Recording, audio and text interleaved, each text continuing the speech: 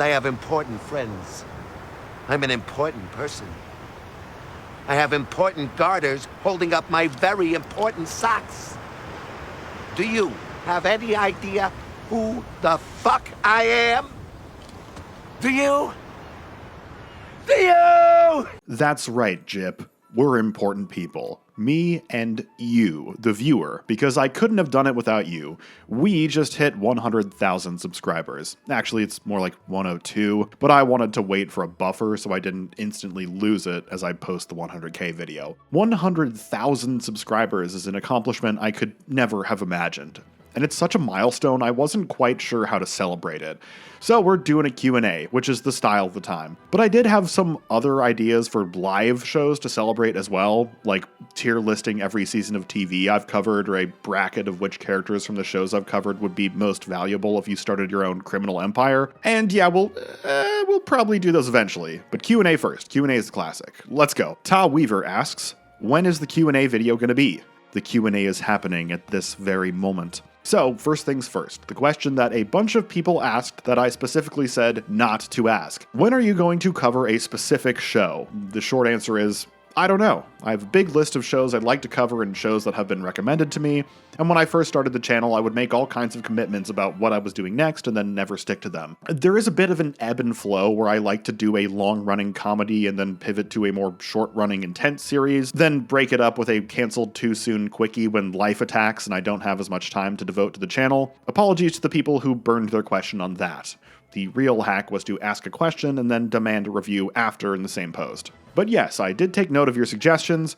Deadwood, Twin Peaks, The Wire, 6 Feet Under, Mad Men, Oz, Lost, Dark, Warrior, Banshee, and The Sopranos. Special shoutouts to John Rains, who suggested The Nut Shack, Beans T2V, who suggested Slippin' Jimmy, which would be a total hate watch, and Samuel 220706, who suggested Dexter. I'll do my best to check that out someday. You think I'm here to invite you to my nephew's bris? I didn't know you were Jewish. Shut the fuck up. The Best Beast and Rohan Peter ask, is there a show I refuse to cover?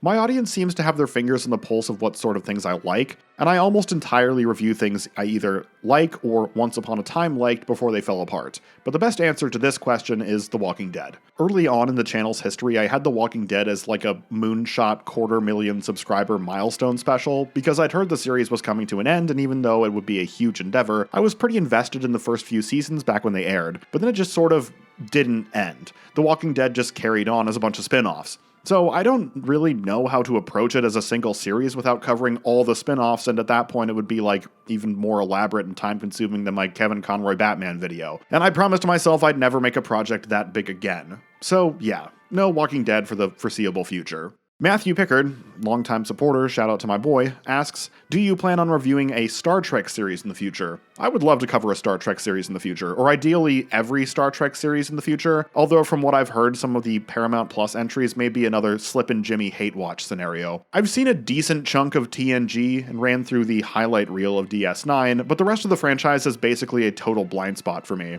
And given how much shows I love like Eureka draw from the franchise, Star Trek is definitely in the cards. What must I do to convince you people? Die. Oh, very clever, Worf. Ryan Spadega and Arthur Spyro both asked about my favorite shows of all time and my most recommended show to watch. This is a hard one because I find it easier to rank shows by seasons. When it comes to dramas, I look at the series as a complete package, or at the very least, creative eras. Breaking Bad, Better Call Saul, Succession, Hannibal, those are my ringers that never drop the ball. Nah, I'm gonna catch some flack for including Hannibal's final year, but I'm ride or die. It gets a lot more tricky with comedies in the mix. Is The Simpsons my favorite show? When I'm only bewitched by seasons 3 through 8, 30 Rock is probably the most consistent, with only a few lulls in seasons 1 and 4. Gun to my head, to answer your question, my 10 favorite shows are ever-changing, but at this precise moment in time, Better Call Saul, Breaking Bad, Hannibal, 30 Rock, The Simpsons, Arrested Development, Party Down, Review, Veep, and Fargo. Yes, The Sopranos is not on the list because I haven't finished it yet. But leave a comment about how I left it out anyways. It's good for the algorithm. And my most recommended show to watch is Review with Forrest McNeil. Unless you're in the mood for a drama and haven't seen Hannibal, then watch Hannibal. Or Fargo Season 1, and then maybe 2 if you liked Season 1. It's an anthology, and yeah, this is a hard question. I don't have any friends. Maybe you could make a friend and give it to him. Maybe I could give it to you. Call you up late at night. You can listen to me shit on people. Just Jess and Liam Pearson also ask what my favorite movie of all time is. When I graduated high school, it was Super. I actually attended an early screening at a prestigious California film school by stealing a ticket from my brother, who was enrolled there. And afterwards, there was a Q&A with the director, James Gunn. I pussied out from asking a question during the Q&A because everyone was asking him, like, film stuff, and I just wanted to ask what his favorite kill in the movie was. My favorite was when the guy got lit on fire, but then the hero ran up and stabbed him to death while he was already on fire anyways. But then I watched In Bruges for the first time in 2013, and it was an instant lock for my favorite film, and nothing has really come close to dethroning it. The Grand Budapest Hotel was probably the closest, and the more I revisit Galaxy Quest and Ocean's 11, the more I adore them as perfectly constructed, lighthearted movies. So that's my top 4. I know you only asked for my favorite movie, but why not throw in a little Letterboxd top 4 treat? Anyways, comment your Letterboxd top 4 in the comments and shame me for not picking something esoteric. The boy is suicidal, Harry. I'm suicidal. You're suicidal. Everybody's fucking suicidal. We don't all keep going on about it. Has he killed himself yet? No. So he's not fucking suicidal, is he? Ace Psych asks what my favorite and least favorite seasons of television are. Well, that's an easy one. Hannibal Season 2 is the best season of television I've ever seen, and Dexter Season 8 is the worst. Norgorber asks, what do you think is the best TV show episode from an otherwise terrible show? This is a tricky one for me since I tend to avoid outright terrible shows as much as I can. So I guess my half answer is I was a huge fan of Brad Neely's YouTube videos back in the 2010s. Long ago, there were these two awful towns, Sodom, named after sodomy, and Gomorrah, which was named after an even weirder move. And then Brad Neely got his own Adult Swim show with many of the same characters called China, Illinois. Now, mark my words, I would never ever call China, Illinois a terrible show, but it didn't quite manage to recapture what I loved so much about his original channel. So I was kind of down on the series overall. But then they did a musical episode for their finale titled Magical Pet, and that was what I had been hoping for from the start. I loved it. I'm starting to lose hope again. Big Citrus asked for my 3 favorite TV episodes and my least favorite episode of a show I like. The Hannibal Season 2 finale Mizumono and the Better Call Saul Season 4 finale Winner are favorites of mine, but that's largely them being a huge, satisfying payoff to years of setup. So I wanted to do a standalone episode as my third, and that's gotta be my favorite episode of The Simpsons, Grade School Confidential, even if part of what makes the episode so special is that it isn't really a standalone. It's one of the only examples of The Simpsons altering the status quo, what with Skinner and Krabappel becoming a couple and continuing their romance for the following 7 seasons. I don't think we're talking about love here.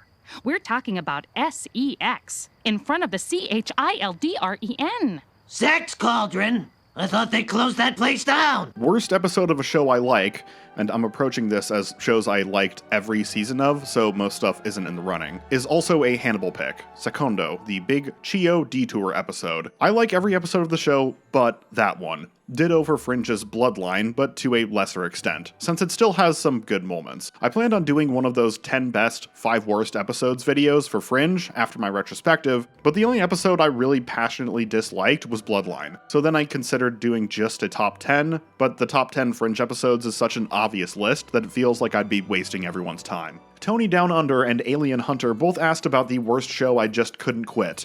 Dexter. My dad and I got into Dexter together back when Netflix wasn't streaming and you'd have to mail DVD discs back and forth with them, which only made the cliffhangers of the early seasons all the sweeter. We caught season 4, the Trinity Killer season, live, and season 5 wasn't going to start until after Father's Day, so I was like, I need a present for my dad for Father's Day. We love watching these crazy cliffhanger shows together, and I got him the first 2 seasons of Breaking Bad just as the 3rd season was wrapping up. So students of television history can predict, yeah, we got in on Breaking Bad just as it was hitting its stride, while also Dexter was going down in fucking flames. But there still was a sentimentality to Dexter since it was the first show we really bonded over watching together, so we rode it out to the bitter end, and it was a bitter end. I remember the Dexter finale aired a week before Breaking Bad's finale, and when we watched Breaking Bad's finale live, that Dexter finale sat on the DVR for weeks until we finally bothered to soldier through it.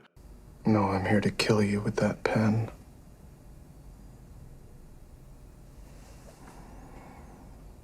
Ben Crow asks a question he admits is generic, but don't be self-critical, Ben. I'm happy to answer. Why did you start YouTube? I joined a small Discord for a YouTube channel I really enjoyed, recommended playing. You may know him from his intensive Dead Rising walkthroughs, or you may know him from his new channel, Backlog Buster. Shout out to Backlog Buster. It was a small group of people, and most of them were working on creating game reviews of their own. I initially joined just streaming to them as friends, doing challenge runs of games. Then I took a lot of inspiration from the channel Mandalore Gaming, who would cover games I had never even heard of in a way that captivated me. And I was like, what if I could do that, but for TV shows people have never heard of? What if I could captivate people just being really enthusiastic about Eureka? Also, it was one of those things where, like, I'm about to graduate college and be stuck at a day job for the rest of my life. I better find something to do with myself. And I was a 2019 December graduate, so 3 months after I graduated, the COVID lockdowns happened, and it was like, holy shit, I really better find something to do with myself. Then a year later, I did the Boardwalk Empire video at the start of the summer and the Dexter video at the end of the summer, and even though those videos have both been demonetized now, they got me monetized, so I was like, fuck yeah, I've done it. I found my niche. Oh, fucking tough guy. You gonna shoot me for mouthing off? I wasn't going to, but you kind of talked me into it.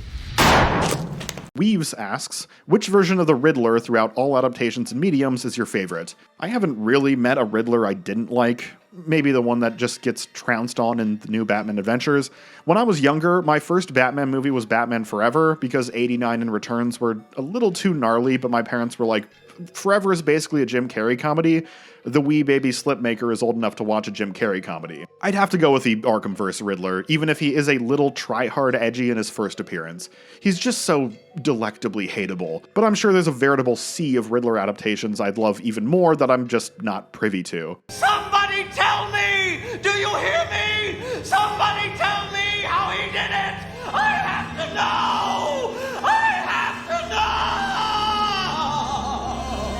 Rainwater, Lucas Gordon, Rinkun Mori, and Scumgans asked if I have considered branching out into retrospectives on other types of media like film and video games. Absolutely. When I started the channel, my initial plan was to do like all odd videos are games and all even videos are TV shows, which is why you'll see some of my earlier thumbnails explicitly labeled television. But then I found my niche in the series retrospectives and dropped the games. I have occasionally entertained doing retrospectives on games and game series, the Mass Effect franchise being a particularly hot contender, ditto for Oblivion and its remaster, although both are oversaturated YouTube markets already. One night I got the idea in my head to make a massive video on Baldur's Gate 3 after beating the game on honor mode, and knocked out like 5 single-spaced pages of script in a drunken transcendent flurry. Then I sobered up and thought better of the idea. Video game footage is decidedly easier to clip together than TV show footage because you're not risking a copyright strike with any clip longer than 10 seconds. Although I will admit I am a bit terrified of entering video game criticism now that I have the teeniest, tiniest bit of clout,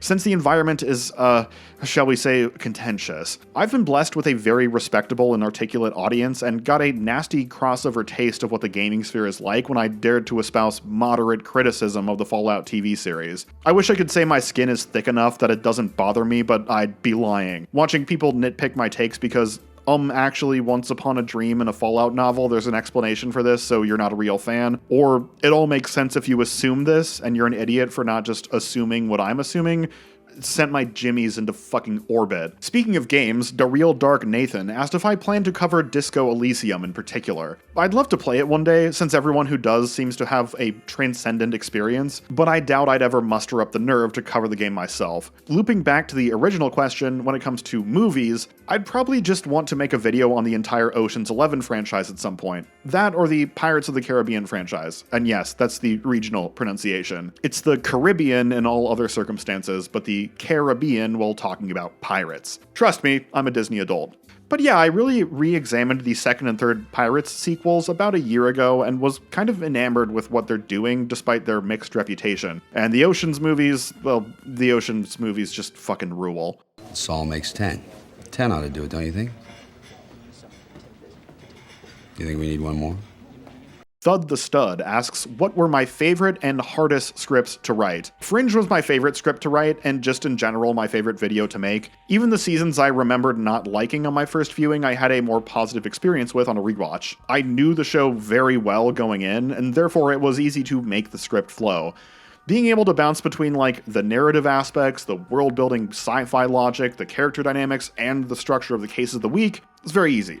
When it comes to the hardest scripts, I tend to get caught up in my own head while covering highly acclaimed shows that have only recently ended. So Barry and especially Succession, I was constantly second-guessing myself. But Legion was probably the gnarliest just because the second season heavily integrates like sexual assault via sci-fi mechanisms as a prominent plot point. And anytime I sat at the keyboard to talk about it, I felt like I was going to say something that would deeply upset somebody. It was a total minefield. Although I like to think my addressing the issue instead of tiptoeing around it was at least worth something. I still imagine the rap battle for the soul is what truly divides us. I'm the big bad wolf, that's what I'm telling you. I've got a sensitive nose, that's why I'm smelling you. Brian Marr asks which video performed better than I expected. The iZombie video performed astronomically better than expected. For a CW show that nobody I've ever met in my entire personal life has ever even heard of, and I'm kind of still in awe at how well it did. Like, I don't know what market I accidentally tapped into. I know putting a pretty girl in the thumbnail boosts engagement, but even then, goddamn Rose McIver, that's some next level SCP anomaly mimetic shit. Needless to say, it made me comfortable covering Jane the Virgin, iZombie's sister show on the CW, which performed perfectly well but more in line with what I expected. And one day I'll have to do iZombie's other sister show, Crazy Ex-Girlfriend, which will obviously be a blowout musical spectacular that bombs. We're both cool with black people, cause we're liberals. Duh, progressive as hell. Though of course I support Israel. Beat Rice, great channel by the way, I may have cameoed on his channel once or twice, and Cobenfall ask what my favorite video on the channel is. As far as videos I'm most proud of, without a doubt, my video covering the late Kevin Conroy's career voicing Batman. And thank you Beat Rice and Coben for teeing me up to shill a video I can't stop shilling. It was a huge endeavor, I'm tremendously proud of the final product, but odds are if you're watching this little Q&A celebration video, you're probably into this channel enough to have at least checked it out already, and I'm preaching to the choir. Look at my frickin' car. It is crushed to bejesus and back. Have you gotten any estimates? Oh, for the frickin'... Neatbox says, I know you often speak about the golden age of television in the late 2000s, but I'm wondering if there was any other previous time period where you thought TV was at its peak. I perhaps overly praise the post-2007 Writers Guild of America strike era because it's such a bounty of great dramas and great comedy. But at the start of the new millennium, when HBO was really showing what TV can do with dramas, with Oz and The Sopranos and a bit later The Wire, that was definitely a hot streak. Comedies were still in a fairly rough place, but they were starting to ditch the laugh track and eke out some real long-running bangers, like Curb Your Enthusiasm and Malcolm in the Middle, both debuting in 2000. What the hell is that thing? That thing is a little project we have been working on around here. A secret, deadly project.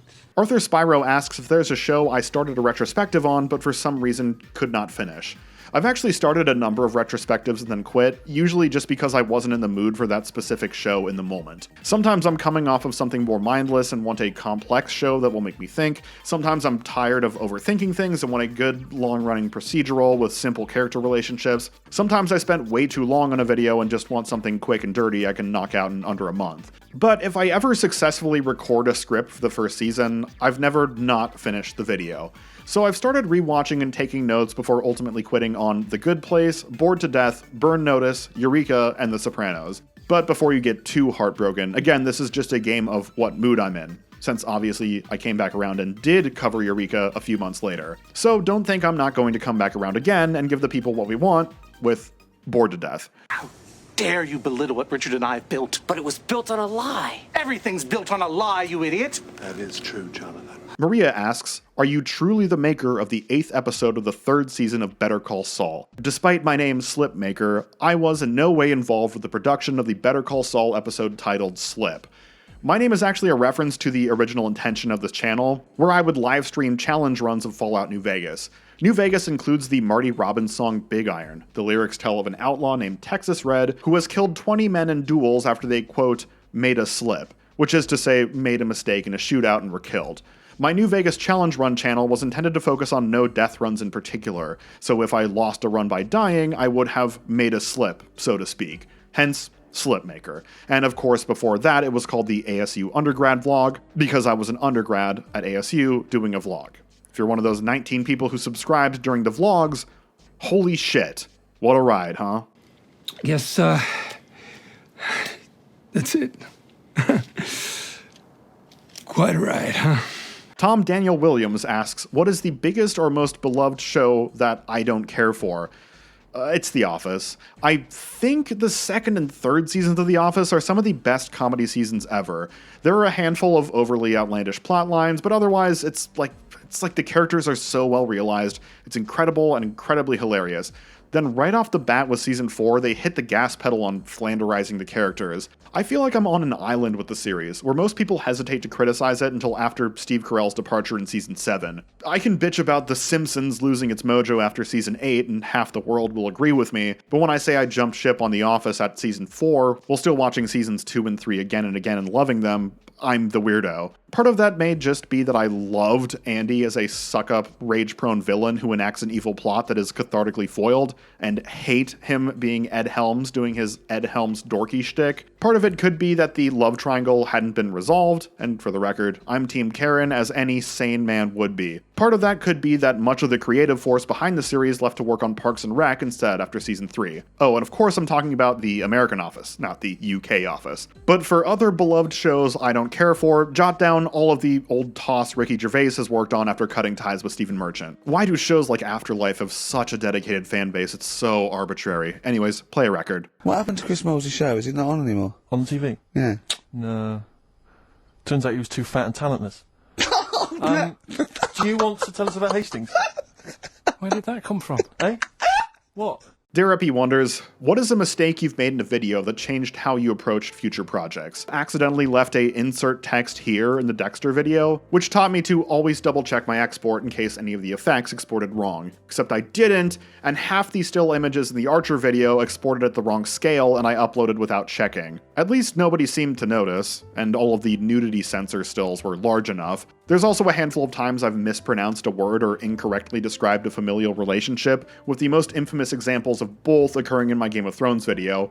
But those don't keep me up at night, since people commenting about it and correcting me about it probably just boosted the video. I know that's a tactic other channels use to drive engagement, but for the record, my mispronunciations were all accidents. Because again, I have thin skin and would rather have nice comments and no money than mean comments and extra money. Plus it's fucking annoying to do on purpose. I remember a Baldur's Gate 3 guide channel that would deliberately mispronounce things in every video to drive engagement, where he's like, here's how to find a unique corpsbow, and all the comments are like, did you just pronounce crossbow corpsbow? Meanwhile, I'm screaming, he did it on purpose! He did it on purpose, I just can't prove it!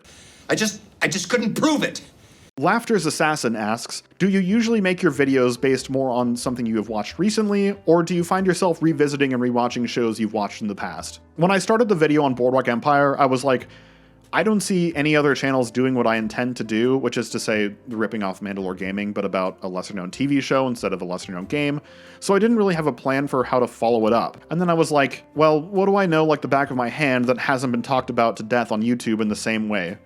Pushing Daisies, Eureka, Fringe, Community, Dexter, the latter of which had kind of faded into obscurity until right when I was covering it and New Blood was announced. And then with The Americans, I sort of put my neck out and covered something I had started a while ago but never finished. Since then, it's been a mix of revisiting old things I've watched a lot, finishing old things that I never saw to completion, and watching entirely new things. With things trending more and more toward watching entirely new things, since I'm running out of stuff I've watched a million times that my audience would care about.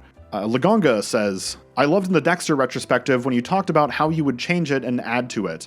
Is there another series you would rearrange some aspects to make better? I briefly touched on this in the Pushing Daisies video, but I really wish the villain of Pushing Daisies Season 2 hadn't been killed off so unceremoniously. Yeah, I'm sure big surprise coming from me, since the villain is played by Stephen Root. But I do wish Ned accidentally killed Chuck's mother instead of accidentally killing the villain, so that we could have a more organic means of roping Chuck's family into the masquerade, while also enabling an appropriately climactic showdown with Root's character Dwight Dixon, instead of killing him off screen like the fucking Pirates of the Caribbean Kraken. Oh hey, there's pirates again. I've doomed us all. Right on the Mark asks, do you have any interest in talking about Cyberpunk on the channel? Keep up the good work and never come down to Florida, even if you like the roller coasters. Well, I'm happy to say I did not stay away from Florida. I went to Universal Orlando for my birthday, and the Velocicoaster was the stuff of legends. But looping back to talking about Cyberpunk, I assume this is a reference to the game Cyberpunk 2077, and not the genre in general.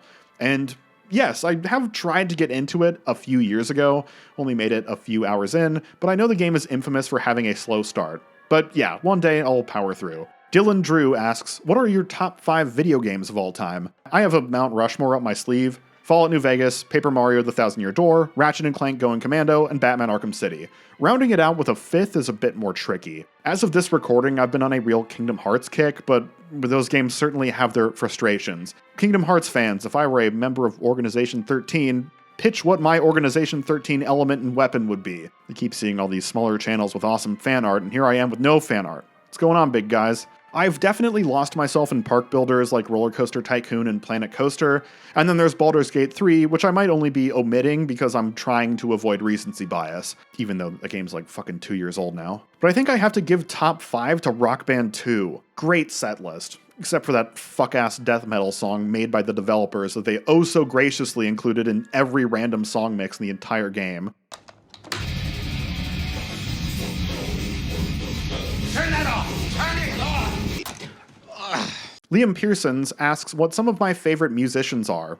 Well, obviously my favorite musician is Abnormality, who created the song Visions for Rock Band 2. Honestly, back when I was a theater kid, my favorite musicians were musical casts. That was what I listened to. Follies, Little Shop of Horrors, and Urinetown are among my favorites. Nowadays, I tend to make playlists of songs I've heard in shows I like, but never really check out the band's expanded catalog. So I'll give it to my favorite band when I was 18, Tally Hall, and member Joe Hawley's side project album, Hawaii Part 2. Like 1,000 times, Dick.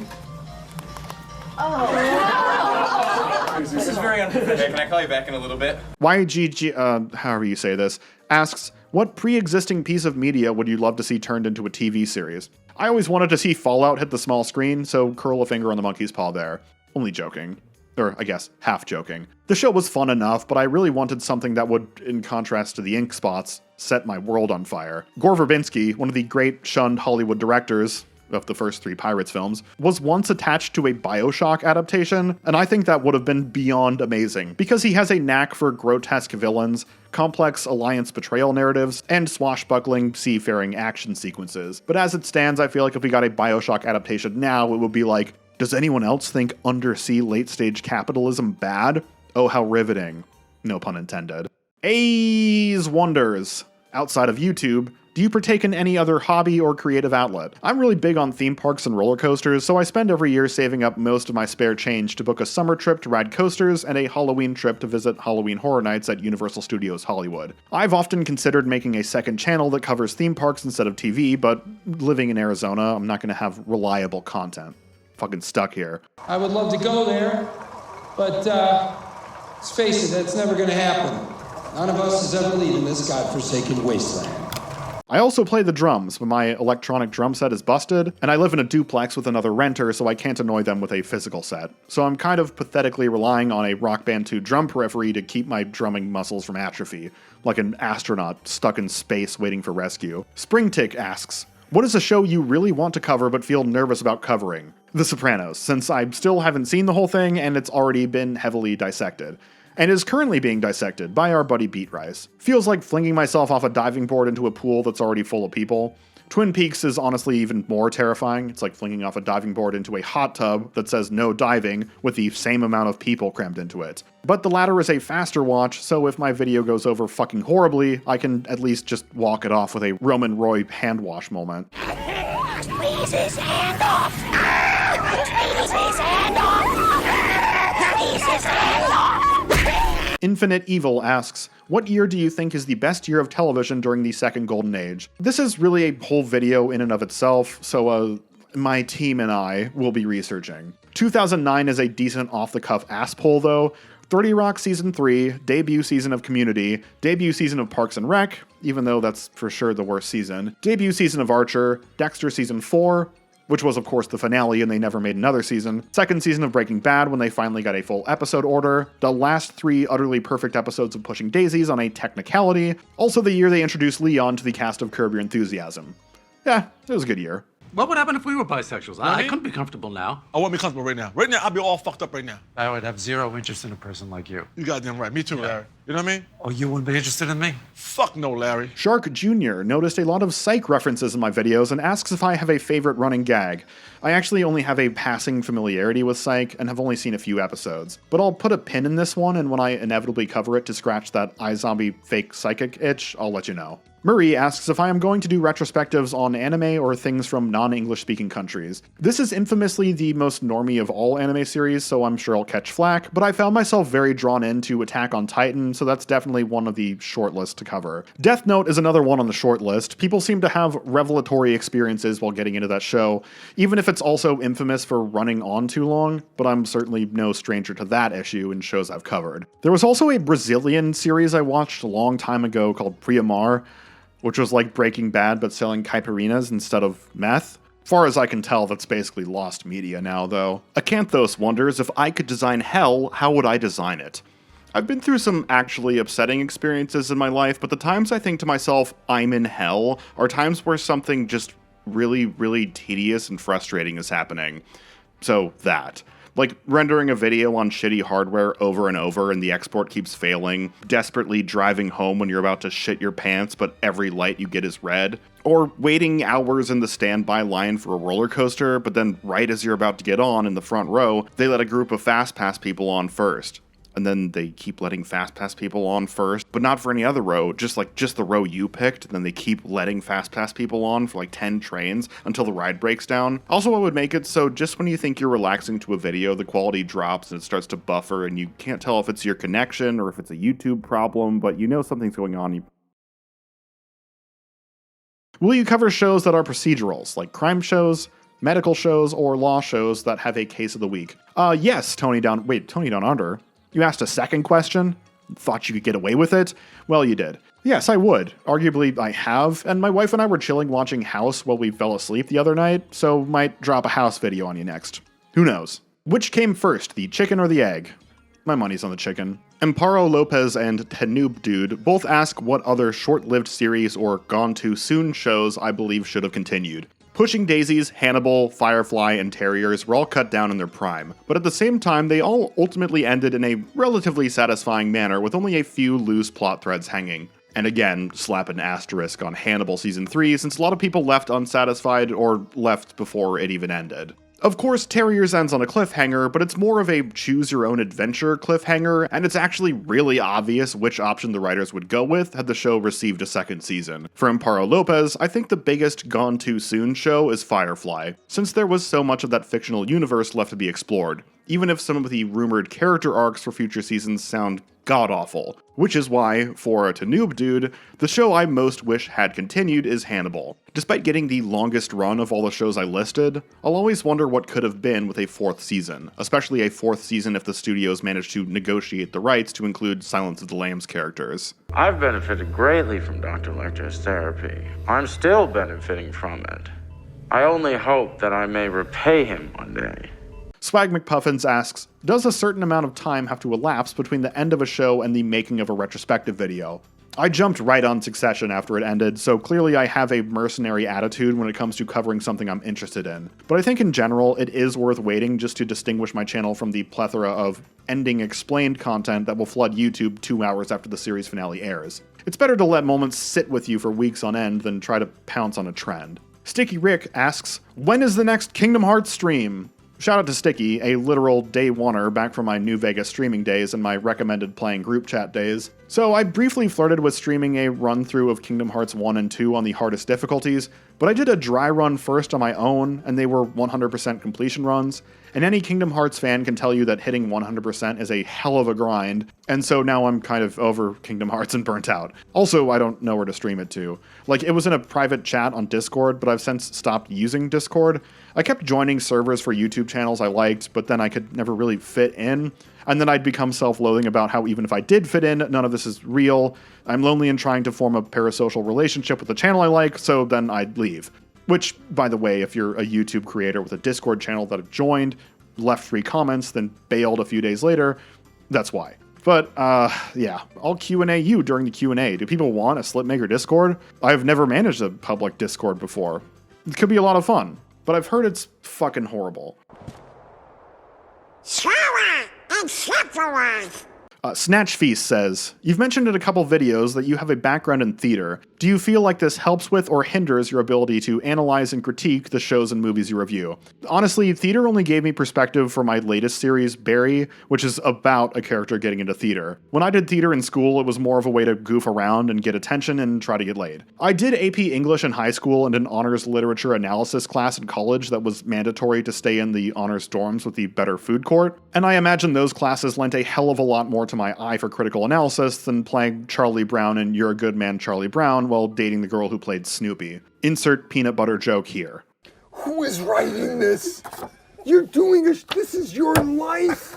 Would you ever consider a retrospective for an ongoing series that's been airing for years? For example, something like It's Always Sunny in Philadelphia. I did it for Fargo when I assumed the show was done forever, and may once again do it for True Detective, a show in a similar, elongated hiatus limbo state. But if I did True Detective, I'd probably do it season by season instead of calling it a full series retrospective from the start. Another long-timer, Drang C.O. Bex, says, you seem to almost always do retrospectives on shows you love or really like. Is there any shows that you just really don't like that you do a retrospective of? I prefer doing videos on things I either like or liked that later fell apart. And there aren't a lot of shows in my hate watch bank, but holy shit, I hated The Following when I watched season 1 live. I initially planned to do like a big fat roast of the series for Halloween, but then I saw it had 2 more seasons.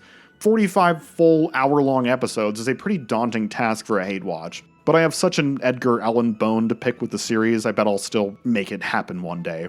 Classic Poe. Ivan Burden asks, what has been your favorite rewatch and most disappointing rewatch? I've mentioned earlier in this video, the penultimate and final seasons of Fringe were a surprising delight on a rewatch. I remembered them being like, a huge step down, way too convoluted, but no, it was a fun ride. Most disappointing was the final season of Boardwalk Empire. In my 30 Rock COVID special review, I had such glowing things to say about Boardwalk Empire's final season, then I watched it again for my video and had to own up like, oh yeah, it's pretty fucking not great. Except for some of those huge moments in the finale.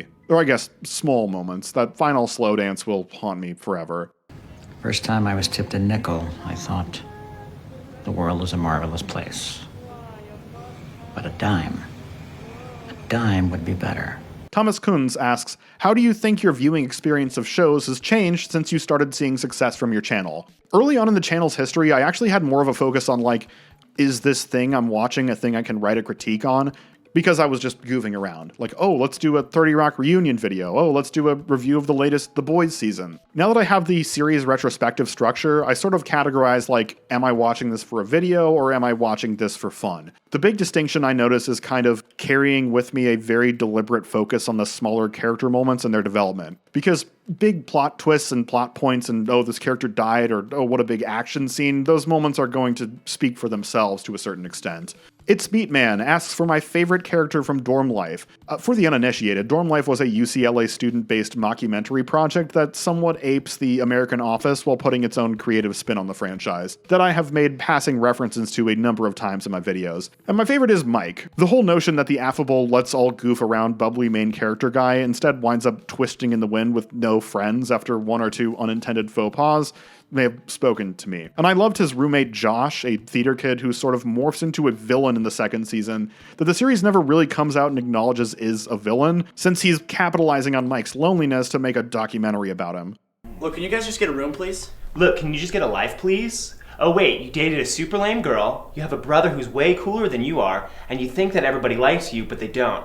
So it turns out you do have a life, oh, but it sucks. Mountain Dew Voltage, not a sponsor, asks how I feel about Showtime canceling Dexter Original Sin. Honestly, I never knew why they wanted Original Sin to be more than a one-off miniseries in the first place, especially after seeing what they did with Brian Moser. My take is, it's probably the smart move. They renewed Resurrection as I worked in this video, so I'm excited to see which prestige cable actor they'll rope in as the villain now that they've burned Dinklage.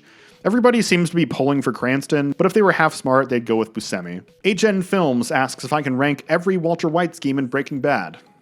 That's a good video idea. Using it. What? Targeted Persons asks, what is your editing process for videos? I use Adobe Premiere, which is not a software I would recommend given the numerous technical issues I've dealt with over the years. But I picked it up for $20 and a loose cigarette 6 years ago while they were offering student discounts, and I don't want to learn any new software, so I'm stuck with it. The big restricting factor in my editing process is basically any clip over 10 seconds long is dicing with death, getting the video flagged for copyright. When I first started, I would go 10 second by 10 second, listening to my script, finding a relevant clip, then finding, screen recording, and dropping that clip in the 10-second window. I was also doing this with a single monitor.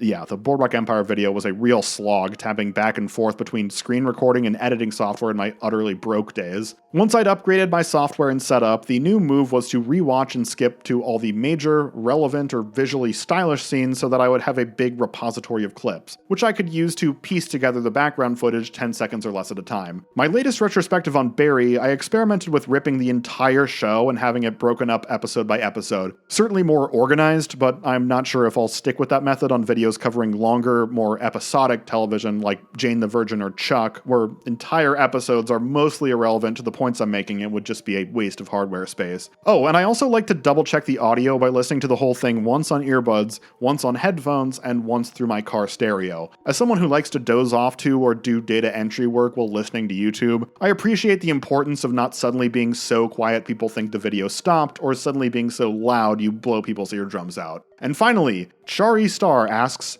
how's your day going? Good, glad you asked. Would you like to see why?